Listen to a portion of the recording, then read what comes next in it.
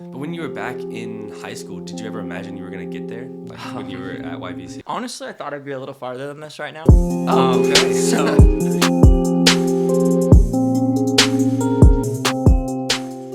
This is the Service Matters podcast. And today we have a special guest, Zachary Abdallah. You volunteered with the YVC from around 2012 to 2017, and you graduated from Peninsula Catholic High School? Yep. He attended University of Richmond and graduated in 2021 with a BS in biology and a pre-medical route. Following this, you earned your master's at physiology and biophysics from the University of Virginia Commonwealth, the School of Medicine. In your most recent position as a laboratory and research technician at VCU, you studied an ion channel in the heart known as a Ryanodine receptor. Ryanodine receptor. Yep. Okay. Which is implicated in several heart diseases. In the next week or so, you'll be starting at a new position at Johns Hopkins as a research technician, where you'll study genomic epidemiology of cholera in Africa and cholera diagnostic evaluation and vaccine trials in cholera endemic areas. Mm-hmm. That's pretty cool. Yep. In my free time, you like to watch and play sports like basketball and soccer and surf, and you spend time with friends and family. Oh, you're grateful for your time at YVC and are excited to talk about more adventures. Yeah. Thank you for having me. It's very exciting. Feels good to be back here. I think the last time I was back here, this was like an empty room with like holes in the walls, so that's great. It looks a lot better. Yeah, what did you do at your time at YVC? Honestly, a lot of the events I did were like Special Olympics basketball, Special Olympics bowling. We did some work at the VA in the spinal unit, and then I think one that you guys still do is the Warwick Forest Gardens, the nursing home. There was a few different soup kitchens. I know that those switch around a lot, even from my time when I was a team leader here in the summer a few years ago. And then I was also on the youth advisory board too. So, cool. Yeah. So you had lots of leadership positions here. I guess, yeah. Okay, It was nice. always, and I made some friends too. So there's some people I keep in contact to with this day. And so when I came a few days ago for the first time since probably high school, I was like looking at all the pictures on the wall in the room over there, and I was like, oh my God, there's that person, this person. Okay, cool. Yeah. Well, did having those connections and those leadership opportunities help you, like, move on? Yeah, definitely. And I mean, it like helps you as a person, Okay. and then also helps you, I think also like prioritizing. So once you get to college, like a lot of the times, you have a lot of free time on your hand. You're not going to class from 8 a.m. till 3 p.m. I honestly don't know how I used to do that. So, you get a lot of other opportunities to do things, such as a lot of them are volunteering. I mean, you can go to the gym and stuff like that in college and everything. But there are a lot of service clubs you can do, and having leadership positions here helps you integrate yourself there better. Okay. And also, there's like so many different activities that you can do through the YVC here. I feel like a variety. And so you can help find your niche. Like maybe working with the elderly isn't for everyone. So when you first go out on your own, like, maybe it's like, you volunteered with the elderly, like, oh, I hate it, I'm never going to volunteer again. But since you had your time here, it's like, oh, no, there's other opportunities. Like, I fit more in, like, this area, so. Nice. Yeah. Okay, that's really cool. Did doing those things help you get into this career path you're in? Honestly, yes. It was probably, like, a little unconscious now that I think about it. But just, like, interacting with so many different people, seeing, there's a lot of different people in need. And then also just, like, how much your time can mean, even a couple hours a week. I know, if you guys are here filming this show, you've definitely put in a good amount of volunteering hours, I'm sure. So you know that, you might not have the money to donate to make the big difference, like the big foundations or something like that. But you're the one that actually, like, boots on the ground, making the difference day in and day out. So, yeah, definitely. Yeah, that's really cool. How often did you see kids doing that? Like, how many kids were there during your time? At the YVC? Yeah. Honestly, a pretty good amount. It's definitely not as big as it is now. I know Katie Morgan and Jeremy and everyone and Christina has done a great job growing this. I mean, it's much, much bigger than when I was here. But we had, back then, our Katie Morgan, her name was Laura Sapansky, and she laid a great foundation for everything. So it was definitely, like, you would see more of the same people at the events, probably, like, the same, like, there was a rotation of like 20 or 30 kids, but now it seems like you guys have a ton more events. You have a bigger outreach. I know there's a branch on the south side now, which is amazing to think about. So yeah, definitely not as big as now, but it was a good size for us. Okay, cool. Nice. Well, when you were at the YVC, what did you actually do that helped you go into the biomedical field? It seems like a big thing to be doing now, and how did the YVC set you up for that? Yeah, I think that honestly, spending a lot of time helping others. I wouldn't necessarily say I had the science aspect from it from the YVC, which is honestly a good thing. I don't really want to be studying biology and chemistry and organic chemistry and all that stuff when I'm not actually in class necessarily. I don't blame you. Yeah, not too fun. But just like learning about like a life of service, learning about giving back, learning about the needs of the community. And so like for my upcoming position at Johns Hopkins, I'm going to be helping hopefully develop oral cholera vaccines, helping with understanding a better understanding the transmission of cholera in Africa. And through that, I mean, like, that'll be applied to lower resource countries who really do need that help because they haven't been given the resources or the chances that other countries, such as a lot of them in Europe, the United States, and Asia, have. And so maybe just like understanding that there are people, this is what I learned through the YVC, especially like going to these soup kitchens and everything like that. There are people or countries in these situations. We might not fully understand them. There's a lot of different moving parts to what's causing these downtimes. But just doing what we can to give our best and be able to help out is really important. Okay, that's really cool. And the biomedical field that you're going in, is that competitive? Like, is there a lot of people up for that? A little bit, yeah. I mean, like, honestly, I don't really know how I got this job. I got pretty lucky in terms of, when I was applying to jobs on LinkedIn, which is just like, you just send out application after application after application. It's really not that fun of a process. Yeah. But I mean, I thought I like hit a wall. I was like, I've applied to everything I can, and they actually reached out to me about this one. So I was pretty lucky in that aspect. But I mean, there's always going to be a position. It's just like getting to it in time, because if you apply a week later, then it's probably like, no, like you don't have a good chance. Okay. But also, it might seem more competitive than it is. But like, from my experience working with like a lot of science people, is they're just like totally disorganized, which like I fit in perfectly for that. Okay. And so, you might send an application in and not hear back in 3 weeks, and it's like easy to think, oh, I just got rejected. But in reality, it's like they haven't even looked at them yet. And so just, stay patient. Okay. Yeah. Yeah. Well, did you have something that set you apart? Like, did the YVC leadership role set you apart on your resume? Do you think that could have helped? I definitely think the YVC could have, maybe not necessarily putting like the youth volunteer corps, especially now that I'm 25, but also just like the lessons that instilled in me that allowed me to. So for example, after my sophomore year of college, I worked for this nonprofit called the World Pediatric Project up in Richmond, Virginia. And what we did was we brought children in from low resource countries in Central and South America to receive medical care that they wouldn't be able to have access to in their home countries. And a lot of the times we would deploy teams down there to do certain medical treatments and other appointments. But if it required a bigger follow-up care where it's very important that they have a doctor, like this specific type of doctor on call like 24/7 or something like that we had to bring them up here. And I definitely think like stuff like that set me apart, and I wouldn't have ever have imagined going that route if I didn't have the YVC. So it might not be like specifically on my resume, but like the foundations that I laid for me are definitely very important. Okay. We definitely spent lots of time at the YVC when you were young. How much time a week did you do? Honestly, I don't know. So I know that there's like a I don't know if we're allowed to mention names of other people here, but I know Finn and Bree. So I worked with them. I think they graduated in the past year or so. Okay. They had like the most hours all time, and when I came back a few summers ago, they were like, "Yeah, we're trying to pass you," and I was like, I had no idea I even had that many. So I knew I did Special Olympics bowling like every week, which was about like 1.5, 2 hours. Okay. And then I tried to get in another event, so like 2.5 hours a week.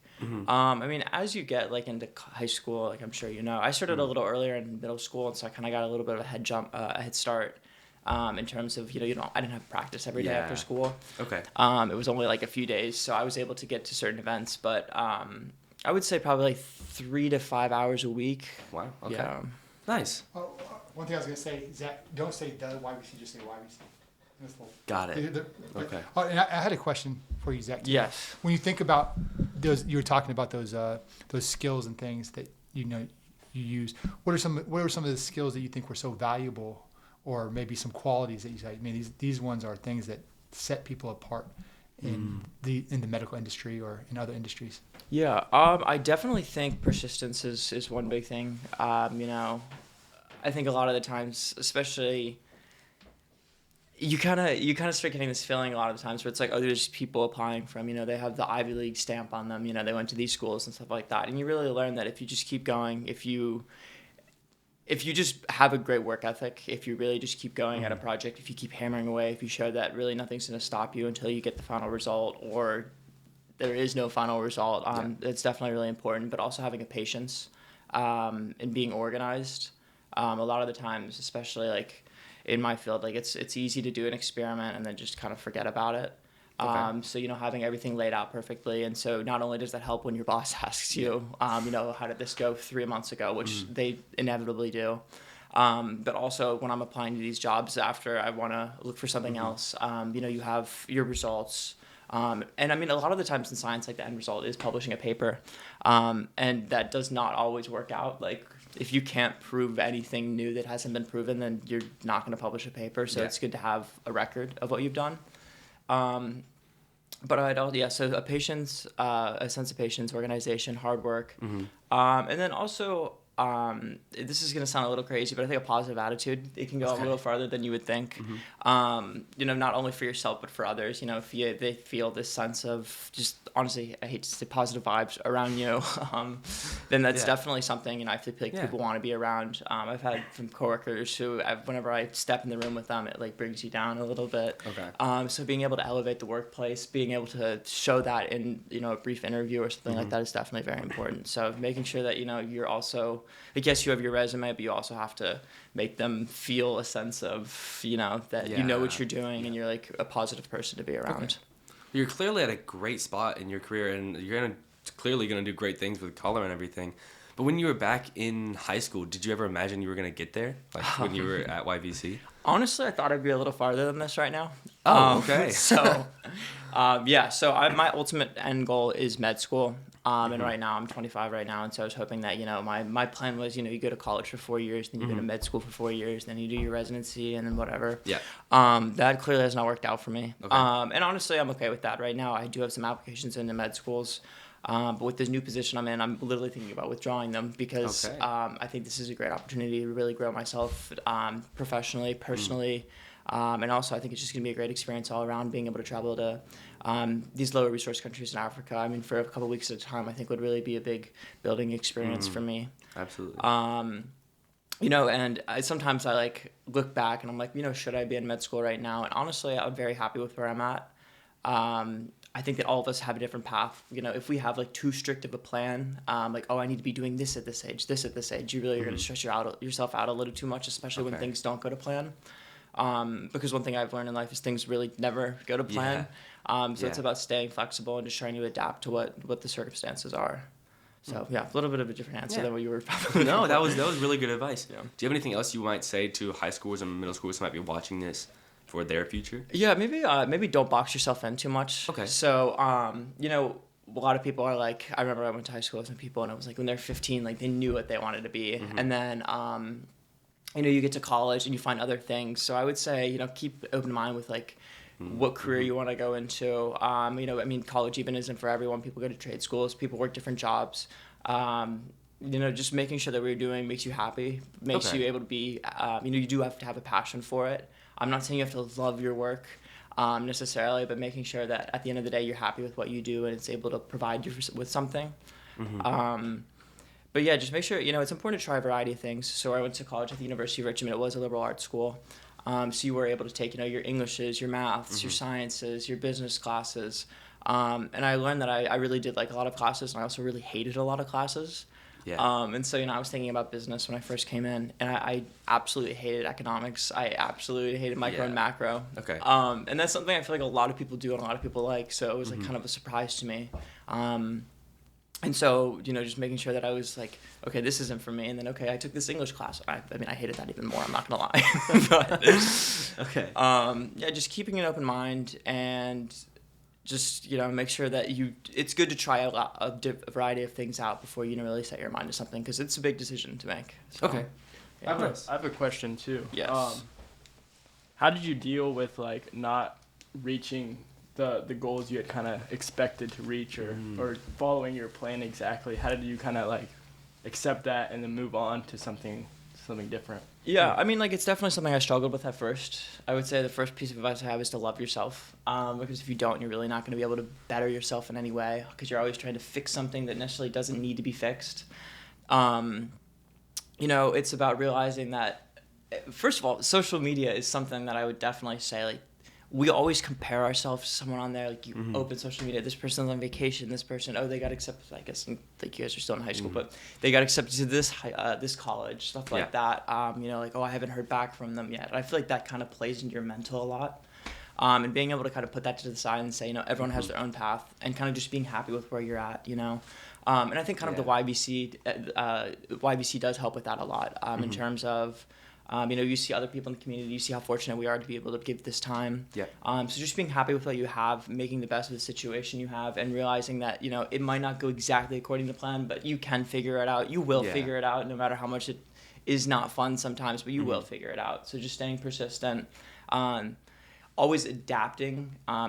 So I'm not saying to have like this plan, like, okay, by this day I'm going to be this, by this age I'm going to have this accomplished and everything like that. But just having like, a general more outlook of everything is definitely important. So yeah, just keep going at it. Don't get too deterred, and just realize that, I don't think there's not many people that have every dream that they had when they were 16 work out by the time they were 26. So yeah. That's really great advice. Yeah. When you think about that, were there any people along the way that really stuck out, like mentors or people that were kind of encouraging and helpful to you? Yeah, definitely. My parents were definitely very helpful for me. They've always been very supportive of whatever career I wanted to pursue. And they're still very supportive of me today. My parents, so my sister as well. I have like a good, it's important to have a strong support network. I don't think it's very easy to accomplish anything in this world, especially with how competitive it's becoming, without having, good people behind you. And, I feel like a lot of the times, my parents and my family were there for like, okay, like, we're here to support you with your career and everything like that. Which is great, but I think it's also important to have your friends. So I have a pretty good group of friends I saw from high school, middle school. That I still see every now and then. I actually just saw them the other night. And just being able to have those people where it's easy to like, okay, let's just forget about all of what's going on right now. Like, take a deep breath, like go to the movies, hang out, play sports, do something after school together. Just something to be able to relax together and know that if you do want to talk about something, like, your friends are there for you. So having that communication is very important as well. Nice. So I've been lucky to have both, and I think both are very important. I was going to segue a little into a different kind of question of, you in that research and medical field, and you think about service on the other side, or, I don't know, doing things to help organizations or people in the community. Do you think that there's a connection from like and I may be using the wrong terms, but like from a physiological component? Do you think service or doing things like that has some sort of component in our brains or in our bodies, or? Yeah, definitely. I think like a lot of these times, like, you go to these events and like you do feel good. Like, I don't think that should be like the number one reason. Like, I'm going to YBC to feel good. Like, that's not something that I definitely want to ever hear or say. But it definitely is like a true thing. You go to these events, you help people, you find different areas of the community that you didn't know about before. So, I would have no idea that there's so many different Special Olympics events here. I did basketball, baseball. I think there was a track and field when I was back in high school, which was pretty cool, actually. Yeah. I do think there might be a little bit of a physiological component to it, like a little more of a propensity towards, I like helping others. Like, there's people who like to work alone. There's times in my life where I've worked to work alone. I definitely think it's like a different chapter. But I would say like the times that I have been in those stages of where I like to work alone, I have missed being able to interact with others, being able to help in some way, being able to contribute positively to the community or to science or to both in some way. So I do think there is a little bit of a physiological component. Yeah, that's definitely a good point. Nice. Well, as far as your work now, are there any? Do you have volunteers or people that help in different ways? Especially, I wonder now to this future position, if it will be all paid or. Yeah, so most of it really is paid. The one thing I will say is there's a lot of different like the red tape that kind of goes up, or yellow tape that in the medical field. So like there's a lot of possibilities for HIPAA violations. In terms of like once they get on the ground in these, so like I think one of my bosses is going to South Sudan next week.